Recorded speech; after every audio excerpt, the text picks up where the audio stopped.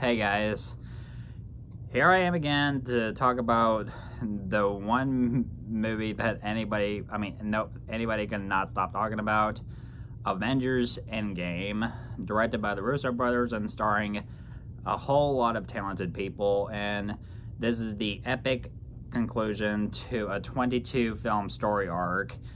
So after the devastating and tragic events of Infinity War, where Thanos wiped out half of all life in the universe with nothing but a snap of his fingers, the remaining Avengers struggle to attempt to find a way to reverse the damage Thanos caused. So it's kind of hard to explain most of the plot without giving too much away, because I don't want to spoil anything for anybody who hasn't seen the film yet. But I can say that, to some people, if they see the movie, they can feel like the first act can be a little bit slow, and some people would say it's kind of boring, but it feels like a film, because it's just because we see these characters. They're like in the dirt. They're trying to pick themselves up from the damage that Thanos caused at the end of Infinity War. And we got a ton of good performances. Every actor in this film, from Robert Downey Jr. to Chris Evans to Chris Hemsworth to Mark Ruffalo, Scarlett Johansson, Jeremy Renner, and especially Josh Brolin as Thanos. The rest of all these actors that we've seen play these iconic characters for more than 10 years. Mostly Robert Downey Jr. as Iron Man. Everybody here is on their A game, and I love what they did with this movie. This may be the best superhero movie I have ever seen, and the last time I ever said this in a review was for Spider-Man Into the Spider-Verse. This maybe tops that. This might be my number one on my top 5, maybe even top 10 list of comic book films that have come in since then, ever since, really the only comic book movie that I really loved mostly as a kid was the Spider-Man movie that came out in 2002. But Endgame, when it comes to that, it makes every single superhero movie that has come out since then look like a kindergartner's project for some reason. I guess you can call it that. But sure, some comic book movies, they're great for what they can be, but Endgame is probably the best of all of them because of its storytelling, its character development, and one big epic conclusion. Especially, this is the film that keeps you on the edge of your seat all the way to the epic final battle, which I will not give anything away because, spoilers, because I like that in the trailers they show us just enough to get us hyped without actually telling us a goddamn thing, because they made a wise move to do that, because, they show, hints of things that look like they're about to, something important is about to happen, because, they, like I said, they don't really give much away. They don't even show scenes or clips of the final battle during the trailers, and I think that was a really wise move, because it was...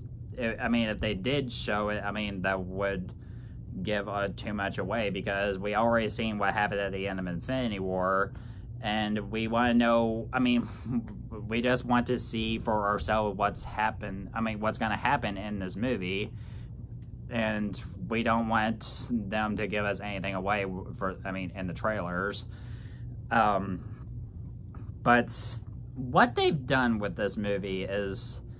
what the Russo brothers did and what Marvel has done, they've made a masterpiece, possibly the best superhero movie ever made, and definitely the best film so far this year. And the movie is 3 hours long, and does it feel like it needs to be 3 hours? Well, that's kind of the question here. it works for what it does because it's a three act structure. I mean, it has a three act structure. I mean, the first act, I mean, some people can say it's a little bit slow. The second act, it involves like other important stuff and blah blah blah blah blah. Don't worry, I'm not gonna get into that because, you know, spoilers.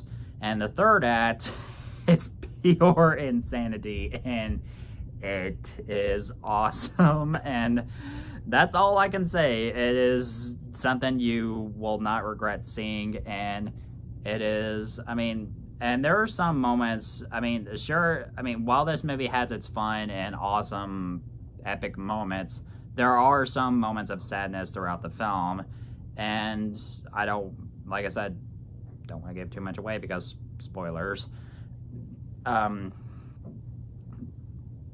Because, I mean, you feel like you feel a little sense of finality because this is like the final chapter of a story that we've been so invested in for over the past 10 years.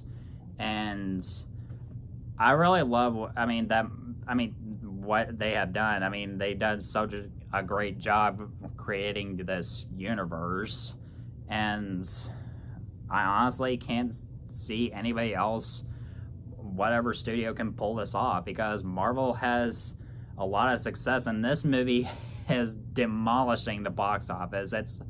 This movie so far, I mean, this has now had the highest grossing opening weekend of any movie in history, and I can honestly see this can possibly top Avatar at the box office.